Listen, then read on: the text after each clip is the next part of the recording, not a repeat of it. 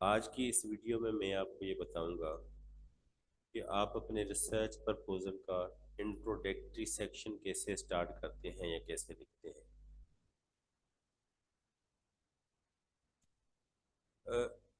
Research proposal के अंदर introduction जो है ये फर्स्ट सेक्शन या फर्स्ट चैप्टर कहलाता है या फर्स्ट पार्ट कहलाता है। इसके अंदर काफ़ी सारी इन्फॉर्मेशन हमने देनी होती है। जो इन्फॉर्मेशन इसमें देनी होती है वो मैं आपको बताता हूँ क्या क्या इसमें हम देते हैं। इसमें सबसे पहले आप अपने टॉपिक को डिस्क्राइब करते हैं, आप बताते हैं कि आपका टॉपिक है किस चीज़ के बारे में। उसके बाद आप अपने टॉपिक का जो है बैकग्राउंड वो लिखते हैं। उसके बाद आपका जो अपना एरिया है, एरिया ऑफ रिसर्च है, उसको तफसील से लिखते हैं। तफसील से मुराद है कि उस पर 2 या 3 आप पैराग्राफ लिखेंगे। उसके बाद पर्पस ऑफ रिसर्च लिखते हैं। उसके बाद जो है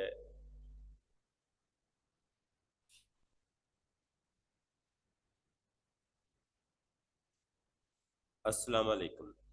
आज की इस वीडियो में मैं आपको ये बताऊंगा कि हम जो है रिसर्च प्रपोजल का इंट्रोडक्टरी सेक्शन कैसे लिखते हैं। इंट्रोडक्टरी सेक्शन जो है ये पहला सेक्शन होता है रिसर्च प्रपोजल का, यानी कि पहला पार्ट होता है जहाँ से हम स्टार्ट करते हैं लिखना। इसमें कवर क्या क्या करते हैं ये आपको बता देता हूँ मैं। इसमें हम कवर करेंगे डिस्क्राइब योर रिसर्च टॉपिक। उसके बाद रिसर्च टॉपिक का जो बैकग्राउंड होगा उसको देखेंगे हम। उसके बाद हम देखेंगे जो रिसर्च आपका अपना प्रॉब्लम होगा, जो एरिया होगा उसको देखेंगे डिटेल से। पर्पस ऑफ रिसर्च देखेंगे। जस्टिफिकेशन ऑफ रिसर्च देखेंगे। रिसर्च क्वेश्चन या हाइपोथेसिस देखेंगे। तो ये मेन जो है पार्ट्स हैं यहाँ पर, जो वो इंफॉर्मेशन है जो हमने अपने इंट्रोडक्टरी सेक्शन के अंदर देनी होती है। अब इसको हम थोड़ा सा डिटेल से देख लेते हैं। Describe your topic.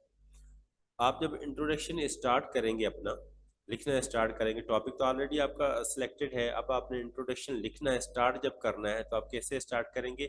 सबसे पहले आप 2 या 3 लाइनें या एक छोटा सा पैराग्राफ लिखेंगे जिसके अंदर आप ये इंफॉर्मेशन देंगे। Start with a strong opening hook. Opening hook का मतलब होता है कि आप अपने टॉपिक को पैराफ्रेज करेंगे, उसको डिस्क्राइब करेंगे इजी वर्डिंग में, इंटरेस्टिंग वर्डिंग में।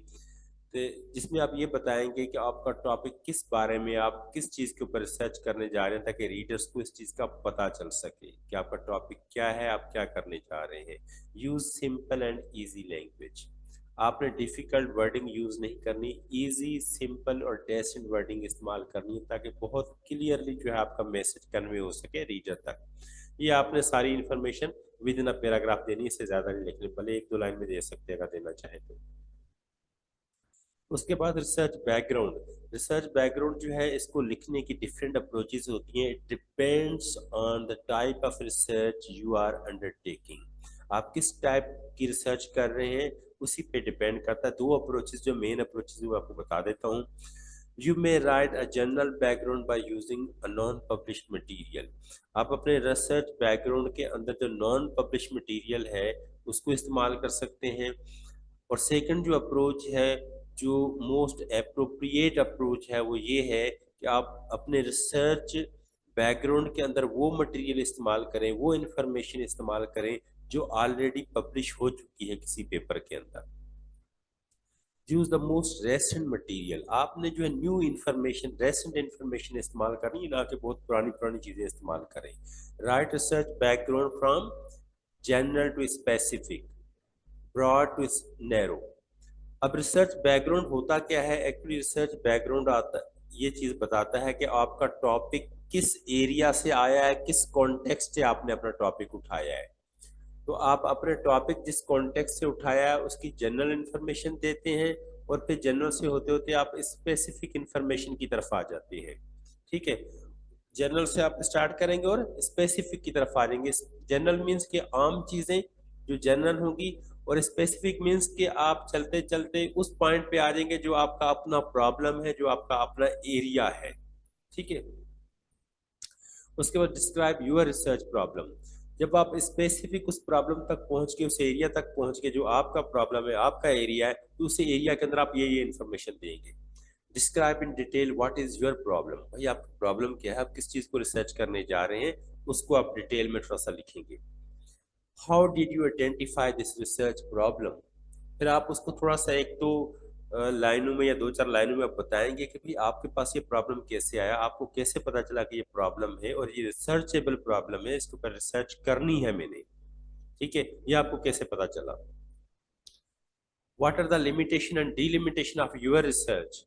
फिर आप अपने रिसर्च एरिया के अंदर अपने प्रॉब्लम के अंदर ये बताएंगे कि भाई आपकी लिमिटेशन और डीलिमिटेशंस क्या है। लिमिटेशंस का मतलब होता है कि आप क्या क्या चीजें अपनी रिसर्च में नहीं कर सकते। फॉर एग्जांपल मैंने डेटा कलेक्ट करना है, लोगों से इंटरव्यू लेने हैं, तो मैं इंडिया या पाकिस्तान अपना इंडिया यूएसए या इस तरह के मुल्क से जाकर नहीं ले सकता कंट्रीज से, ये मेरी लिमिटेशन है। फॉर एग्जाम्पल मैंने कहा जी मैंने 10,000 लोगों से इंटरव्यू नहीं कर सकता, मेरी लिमिटेशन है ये, मेरे पास रिसोर्सेज नहीं है। डीलिमिटेशन का मतलब होता है कि आप क्या क्या चीजें कर सकते हैं। मेरी डीलिमिटेशन ये है कि मैं जी 40 स्टूडेंट से इंटरव्यू लूंगा, 40 प्रोफेसर से इंटरव्यू लूंगा और उनका ताल्लुक पाकिस्तान से होगा। ये डीलिमिटेशन मीन्स आप क्या क्या नहीं कर सकते अपनी रिसर्च में। लिमिट सॉरी लिमिटेशन मीन्स आप अपनी रिसर्च के अंदर क्या क्या चीजें नहीं कर सकते, और डीलिमिटेशन मीन्स कि आप क्या क्या चीजें कर सकते हैं। Delimitation means no limit, limitation means कि हदूद हो गई यार, इससे आगे मैं नहीं जा सकता, ये प्रॉब्लम आ रहे हैं। Limitation means restrictions. How your research problem is connected with your research background. आपका जो रिसर्च बैकग्राउंड है और आपका रिसर्च प्रॉब्लम है जो, वो दोनों कनेक्टेड हों। अब आपने रिसर्च बैकग्राउंड कुछ लिखा है और आपका प्रॉब्लम कुछ है, दोनों आपस में मैच ही नहीं कर रहे, दोनों आपस में कनेक्टेड ही नहीं है, तो इसका मतलब ये हुआ कि आप रिसर्च का इंट्रोडक्शन गलत लिख रहे हैं। ठीक है, आपका रिसर्च बैकग्राउंड और आपका रिसर्च प्रॉब्लम दोनों आपस में कनेक्टेड हो, दोनों मिलते जुलते हो आपस में। Research purpose. What is your purpose of conducting research.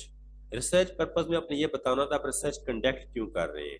What would you like to achieve और सॉल्व थ्रू दिस रिसर्च। आप इस रिसर्च के जरिए, जो आप रिसर्च कर रहे हैं उसके जरिए आप क्या सॉल्व करेंगे, क्या अचीव करेंगे आप। ठीक है, फॉर एग्जाम्पल आप यहाँ पर ज्यादातर लोग जो है वो स्कॉलरशिप की तलाश में है। शायद ये वीडियो भी इसीलिए देख रहे हैं, वो प्रपोजल बनाना सीखना चाह रहे हैं स्कॉलरशिप के लिए। तो आपका पर्पस क्या है, आपका पर्पस है आपने स्कॉलरशिप के लिए जाना है, वो भी किसी foreign country, for example UK जाना है।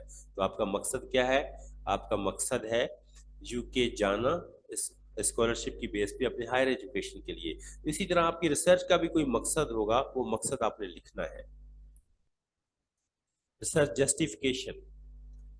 ठीक है, ऊपर वाला पॉइंट यूके की मैंने एग्जांपल इसलिए दिया आपको क्लियर हो सके। अब आपका पर्पस तो है यूके जाना एमफिल करने के लिए या पीएचडी करने के लिए। अब आपसे कोई प्रोफेसर ये पूछ ले भैया आप एमफिल या पीएचडी अपनी कंट्री में रह के क्यों नहीं करते, तो इसका जो आप जवाब देंगे वो आपकी जस्टिफिकेशन होगी। फॉर एग्जांपल आपने कहा जी यहाँ पर जो है एजुकेशन का मेयार इतना अच्छा नहीं, इसलिए मैं बाहर जाना चाह रहा हूँ। फॉर एग्जांपल आपने कहा जी मैं चाह रहा हूँ कि मैं ज़्यादा जो है एक्सपीरियंस गेन करूँ कि बाहर के लोग जो है एडवांस कंट्रीज, डेवलप्ड कंट्रीज, वो किस तरह से जो रिसर्चेस करते हैं मैं उनसे रिसर्च सीख के आऊँ, वो आपकी जस्टिफिकेशन होगी। तो रिसर्च के अंदर आपका जो भी पर्पस होगा उस पर्पस को आपने डिफाइन करना है। आपसे जब सवाल किया जाएगा आपका ये पर्पस है, आप इस पर्पस पे क्यों रिसर्च करना चाह रहे हैं, आपका ये क्यों पर्पस है, तो आपने खुद जस्टिफाई करना है, रीजन बताना है कि मैं ये कर रहा हूँ। फॉर एग्जाम्पल आप कह सकते हैं जी इस एरिया में पहले रिसर्च ही नहीं हुई, ये प्रॉब्लम है, इसके ऊपर रिसर्च नहीं हुई, ये प्रॉब्लम आइडेंटिफाई नहीं हुआ, इसका सोल्यूशन अभी तक नहीं आया, मैं इसलिए इसके ऊपर रिसर्च करना चाह रहा हूँ ताकि इस प्रॉब्लम को आइडेंटिफाई किया जा सके और इसका हल तलाश किया जा सके, इससे पहले इस पर रिसर्च नहीं हुई। ये फॉर एग्जाम्पल आपका एक जस्टिफिकेशन या रीजन हो सकता है। उसके बाद research questions and hypothesis. Generally क्या होता है, जो क्वालिटेटिव रिसर्च होता है उसके अंदर जो है हम रिसर्च क्वेश्चन इस्तेमाल करते हैं, और क्वांटिटेटिव जो टाइप है रिसर्च का उसके अंदर हम हाइपोथेसिस इस्तेमाल करते हैं। अब जरा देखते हैं होते क्या है। Research questions are those questions for which your research is seeking answers. Research questions actually वो क्वेश्चंस होते हैं जिस क्वेश्चंस का आप जवाब ढूंढ रहे होते हैं अपनी रिसर्च में। आप जो पूरी रिसर्च करते हैं उन क्वेश्चंस का जवाब ढूंढ रहे होते हैं, और वो जो क्वेश्चंस होते हैं उनको हम कहते हैं रिसर्च क्वेश्चंस। उसके बाद हाइपोथेसिस। हाइपोथेसिस जो है एक रिसर्चर की जो है टेंटेटिव स्टेटमेंट होती है, जिसको बाद में टेस्ट करना होता है। टेंटेटिव स्टेटमेंट का मतलब होता है कि आर्जी स्टेटमेंट होती है जो गलत भी हो सकती है, सही भी हो सकती है, और टेस्ट होने के बाद पता चलेगा। फॉर एग्जाम्पल मैंने कहा जी जो कोविड 19 की वजह से ऑनलाइन एजुकेशन बहुत डिस्टर्ब हुई, ये मेरी टेंटेटिव स्टेटमेंट है, मैं एज ए रिसर्चर बात कर रहा हूँ इस वक्त। ठीक है, अब मैं क्या करूंगा, मैंने कहा जी टेंटेटिव स्टेटमेंट क्या है कि कोविड 19 में ऑनलाइन एजुकेशन बहुत डिस्टर्ब हुई। अब कैसे पता चलेगा? मैं इस स्टेटमेंट को लेके जाके जो फॉर एग्जाम्पल 1,000 या 2,000 लोगों से सर्वे कर लूंगा, प्रोफेसर से और जो हायर एजुकेशन के स्टूडेंट हैं। अगर उन्होंने कहा जी बिल्कुल हुई है डिस्टर्ब हायर एजुकेशन जो है कोविड 19 की वजह से, इट मीन्स कि मेरा जो हाइपोथेसिस एक्सेप्ट हो गया, अप्रूव हो गया। अगर फॉर एग्जाम्पल उन्होंने कहा जी नहीं कोई डिस्टर्ब नहीं हुई हायर एजुकेशन, इट मीन्स कि मेरा जो हाइपोथेसिस था वो फेल हो गया, रिजेक्ट हो गया। थैंक यू जी, अल्लाह हाफिज, बहुत बहुत शुक्रिया। काइंडली आप मेरे चैनल को जो है सब्सक्राइब कर दें, इसको फॉलो करें। हम इसके ऊपर जो इस चैनल के ऊपर टोटली जो है कुछ रिसर्च वर्क होगा, उस हवाले से वीडियोस होंगी, और बाकी मैं ज़्यादातर वीडियोस जो है स्कॉलरशिप के हवाले से इस चैनल के ऊपर देता हूँ। बहुत बहुत शुक्रिया, अल्लाह हाफिज़।